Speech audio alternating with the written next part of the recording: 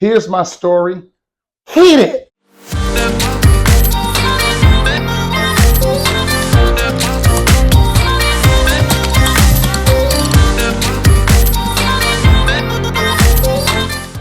I realized that I never shared my story of my journey as a barber and a product owner with you guys. So here it is. I'll say my journey started when I was around 11 years old. I was one of those kids that got the kitchen haircuts. You know what I'm talking about? The kitchen haircuts is when you went in the kitchen, you laid the newspaper down, you sit in the chair, and your father cut your hair. And that's what happened with me. My father was my first original barber to my brother and I. And I remember it was back in the day, there was a popular movie called Breaking. And I saw it, and it was this character, Turbo. Turbo had this dope high top fade, was a dope break dancer. It was a good movie in the 80s. I said, that's the haircut I want right there. I want that Turbo haircut. And I'm determined to get it. So that Thursday, I don't know why, it was always on Thursdays when our father would cut our hair. That Thursday, I looked at my dad, I said, hey, I want that Turbo haircut from Breaking. I want to look like a pop locker. My father, he said, I got you, son. Now that's my dad. So I know he can do it. He's the man. Anything I need in life, Dad does it. But not that night. He cut my hair and it felt good. I didn't see anything. It felt good. What we always did is when he finished, we would walk to the bathroom and look at our hair. Everything seemed good. I got up, I walked in the bathroom, I looked at my head. I said, this ain't no Turbo. I look like a unicorn. I look like a My Little Pony. He had me looking like a My Little Pony, a unicorn. I'm a little 10-year-old black kid that had to go out and face the kids in my neighborhood the next day. Do you know, as soon as I went out there, they laughing, they killing me. Unicorn, My Little Pony, Mountain Head, they calling me everything. It was a traumatic experience. I said, oh, we got to cut this off.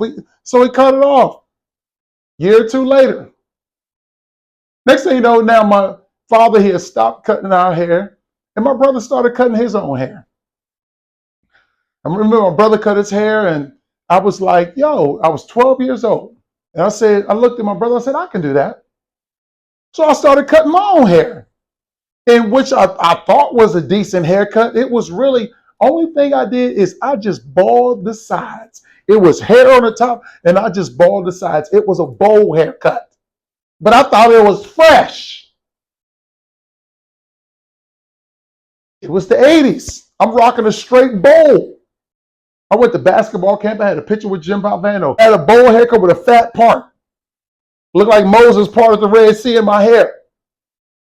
Let there be parts. So then one day I was like, you know what? Maybe if I adjust the lever on the side of the clippers, let me see what that does. Because all I was doing is I had the lever all the way up and I'm just balding. But I said, let me adjust the lever. Let me see what that does. It changed my life. I'm standing here in front of y'all right now because I changed that lever. I still remember this. And I changed the lever and I started doing, I said, oh, it's cutting. Oh, it's fading. So I started moving the lever. I adjusted. Now I'm starting to fade my hair. And I look, I'm like, oh, no more bowl cut. I got to fade. Which was, it probably looked like some shit, but at that time it was okay. You're 12 years old. So I go outside the next day with my friends Marcus, Reggie, Daryl, rest in peace, Daryl. And I was like, yo, I cut hair now. Hey, Marcus, let me cut your hair. Marcus was the first one that let me cut his hair. Marcus Johnson. We lived in Mitchellville, Maryland. Marcus may be watching this now. Shout out to Marcus. What up, Marcus? Marcus let me cut his hair, and then Daryl let me cut his hair, then Reggie. And now I'm just cutting the kids in my neighborhood. I'm in ninth grade. I'm telling everybody I cut hair. Ninth grade, I'm starting to get more clients. I'm building up. My fades are getting better. I'm running a barbershop out of my parents' basement. No, first, back then, it was my bathroom. It was a bathroom upstairs. I was cutting everybody's hair in the same bathroom I cut my hair. I'm cutting everybody's hair in the bathroom. Back then, I probably had about 5 to 10 clients. But as I go, I navigate 10th grade, more clients. 11th grade, I got a ton of clients. By 11th grade year, I probably had about 35, 40 clients. I got business cards. I'm passing on business cards. I'm becoming a man at school. I'm known as, they call me G the Barber. That's why y'all see this. I started to get the name G the Barber. I always had money because I'm cutting everybody's hair. I'm wearing polo gear. I'm fly. I'm finding out my identity in the school. I played basketball. I was an okay basketball player, but I kind of rode the bench. But I was cutting everybody's hair, make them look fresh. 11th grade, got a lot of people. 12th grade, I'm the man. I'm cutting everybody. 11th and 12th grade was the best years of my high school life. I'm making money. I got a pager back then. We had pagers or beepers, you know, because it was considered drug dealers had that. I'm hiding my pager school. People beeping me. They need a haircut with their number. I got wads of money, a bunch of ones of 20 on top. People thought I was selling drugs, but I was just slanging haircuts. So I'm the man. The school, they did an article about me. Now G the Barber is known. Then after high school, I went to college. I got my first job at a barbershop at 18 years old.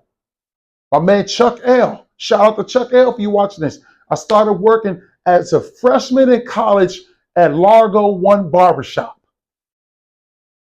At the age of 18, I'm a young man. I was so unseasoned that like I was cutting a lot of young people, so they didn't have mustaches or anything. So as an 18-year-old, when I go in the barbershop, now you got grown men with mustaches, like, yo, thin my mustache out right here.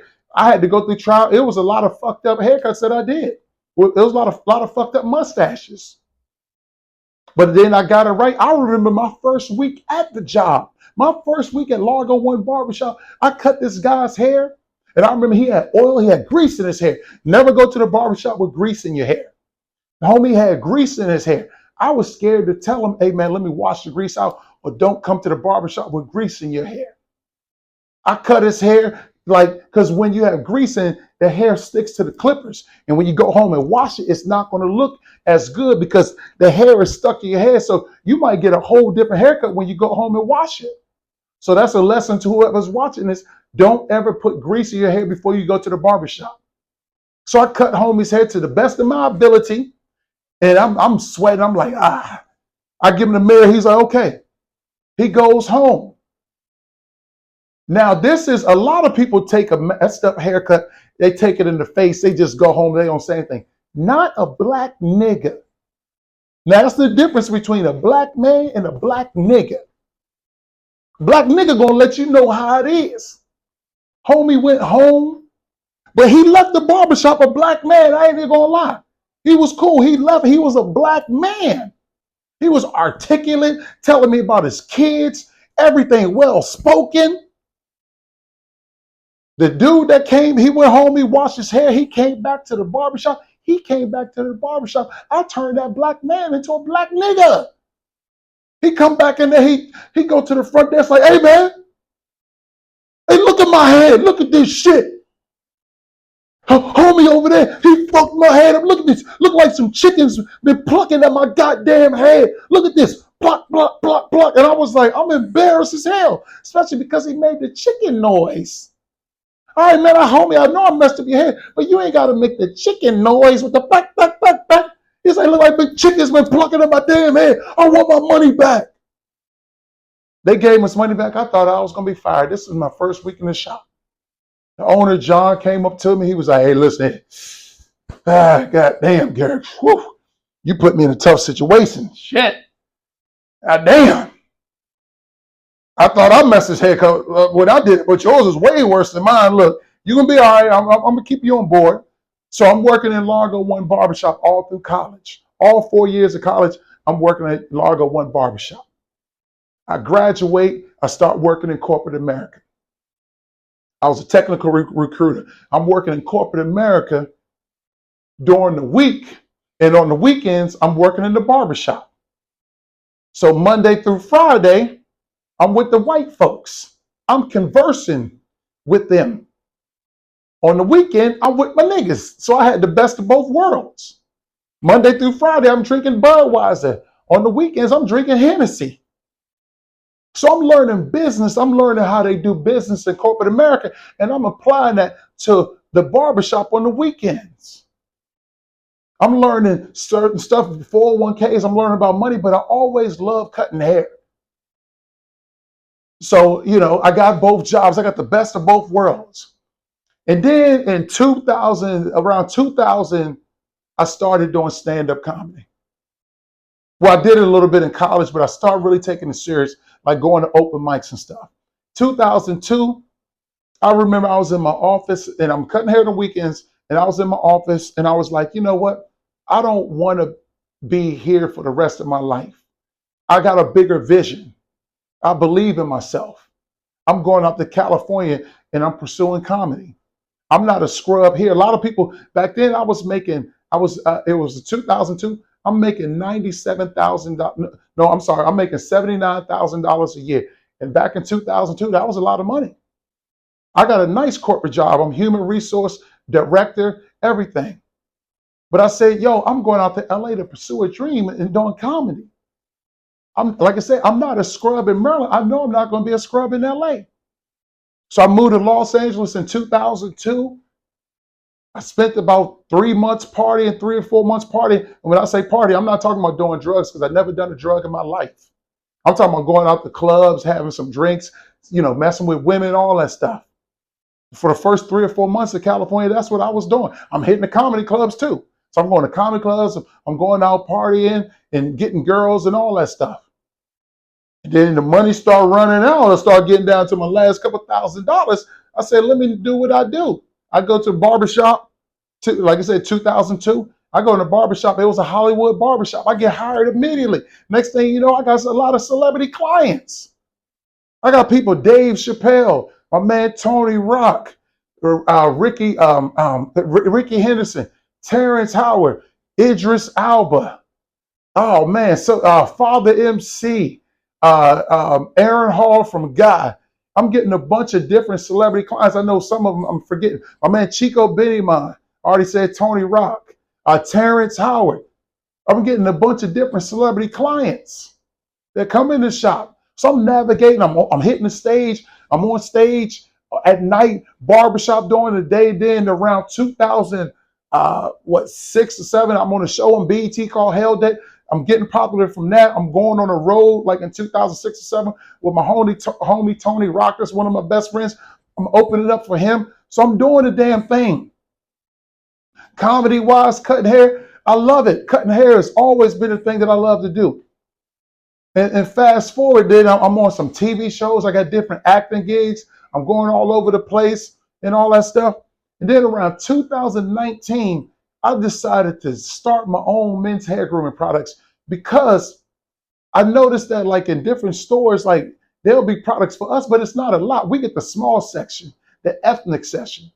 So in 2019, I created my hair grooming products, Dixon 1737. Now the 1737, a lot of people always ask, what does that stand for? Because I started cutting hair at 1737 Albert Drive. So I took it back. I took it full circle. Dixon 1737. That's what the 1737 means. It's from the beginning. And for me, I love making people laugh. But my purpose, I love cutting hair, man. Like this is my passion. Like this is my obsession. Ever since I picked up those clippers and started cutting hair, I've been obsessed with this. I've been obsessed with bringing out the best in my fellas and females too. The ladies I cut, like that. That's my obsession. Making people look good, like creating these products that make y'all look good. Studying what's good for your hair. Studying what's good for 4A, 4B, 4C hair. Studying what's good for us. Therefore, in my studies, therefore it can bring out the best in you. So I'll say, I'm obsessed with this, man. I'm for real. Like this is what I've been cutting hair 37 years now. and I still feel like I don't have a job. Do you know, man, I was lucky to find my passion at a young age. I feel like I just go to work and I converse with my friends and they happen to pay me for it. It's not a job to me. So I take that same energy into my hair grooming products and everything that I do, because I want for you guys, like, I'm obsessed with this. I want my obsession to make you better, to make you not even have to worry about like what to do with your hair. I want your hair to look good, but I'm giving you the information because this is what I love to do. Now, all of you people watching, you do something else. I don't know what it is that you're obsessed about, but when it comes to your hair care and what products you should use in your hair, what should make it grow, how to get your hair cut, like that's what I do. That's my purpose. That's my gift that God gave me on this planet. That's in my existence. And I also like to be funny and stuff doing that, but that's like my sole purpose. This is my story. This is my journey. So in 2019, like I said, started products. Now I got them on Walmart.com, got them at Amazon. You can purchase from Amazon. But I can't say it enough. I was fortunate to find my passion at such a young age, at the age of 11 years old. And I didn't always know it was my passion because I was doing other stuff, but like being a barber is the only thing that has been consistent in my life. Ever since I picked up those clippers, it's been consistent in my life. I've gone through so many women. I've gone through like having a corporate job, different jobs. I've gone through so many things, but what's been consistent is a pair of clippers and a client's head to cut. Now I'm maximizing it in that passion that I'm putting in to cutting hair. Now it's also going into my hair grooming products. So it's just an offspring of my love basically for hair. Ah, man.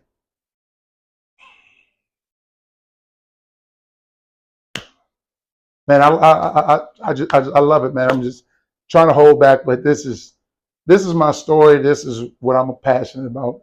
This is my journey, and I just hope that what I'm able to do is to bring out the best in you.